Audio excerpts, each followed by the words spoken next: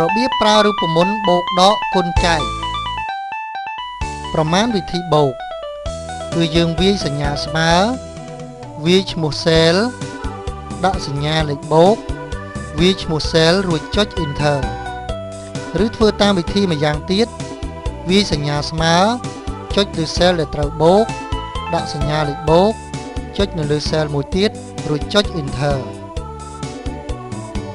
ប្រមាណវិធីដកវាយសញ្ញាស្មើវាយឈ្មោះ cell ដាក់សញ្ញាលេខដកវាយឈ្មោះ cell រួចចុច enter ឬធ្វើតាមវិធីម្យ៉ាងទៀតវាយសញ្ញាស្មើចុចលើ cell ដែលត្រូវដកដាក់សញ្ញាលេខដកចុចនៅលើ cell មួយទៀតរួចចុច enter ប្រមាណវិធីគុណវាយសញ្ញាស្មើវាយឈ្មោះ cell ដាក់សញ្ញាលេខគុណ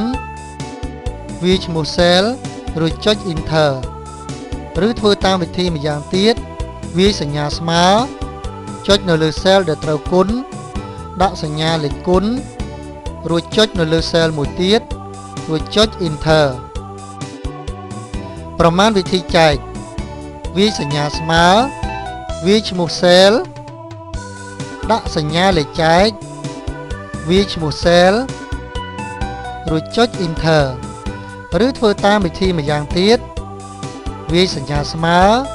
ចុចនៅលើ cell ដែលត្រូវចែកដាក់សញ្ញាចែករួចចុចនៅលើ cell មួយទៀតហើយចុច enter ឧទាហរណ៍ថាយើងមានតារាងមួយ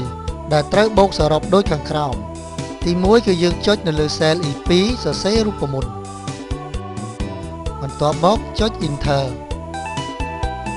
ចុច cell drag and drop រួចទាញទម្លាក់ចុះក្រោមដល់ cell E15 នៅក្នុង cell E16